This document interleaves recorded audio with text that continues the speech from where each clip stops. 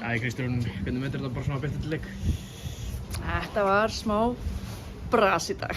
Já, ég veikinn það. Við vorum að spila bara á móti mjög góðu, vel drilluðu Víkingsliði og kannski svona eftir að aukið hefðu kannski ekki alveg mikla trú á verkefninu eftir að sem við spiluðum það síðast í bikarleik og þannig að þetta var erfitt í dag. Eins og segir og John sagði líka á henni viðtali, það var svona stuttvangliði keppti senst móti ykkur öðrum. Sástu ykkur breytingar svona í frammistöðunni milli þessara leikja? Nei, kannski voru það búin að læra aðeins meira inn á okkur upp á svona okkar taktík, hvernig við byggjum þetta upp á meðan við náðum ekki að svara heldur líka þeirra spili nógu vel. Þannig að við verðum bara að setja þetta í læra af þessu.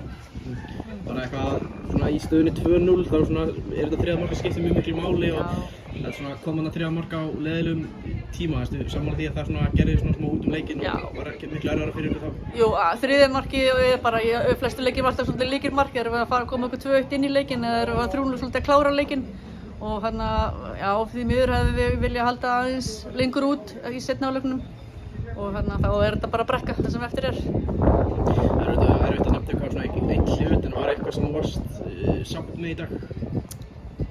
Svona í fyrstu, ég veit ekki, við erum bara, nei, það er ekkert eitthvað sem kemur upp í hausinu 1 frá 10 eftir leikinn, maður er að horfa á hann aftur kannski, en maður er smá niður dregin eftir þetta, ég skal viðurkenna það. Smá skellur, en við bara börum höfuð hátt og mætum æfingar á morgun og gýrum okkur í næsta verkefni. Einmitt næsta verkefni, Grótta heimavelli, hvernig leggst það í? Það er bara spenningur að fá loksins heimaleik, fyrsti heimaleikun okkar núna og það verður bara gaman. Takk alveg. Takk.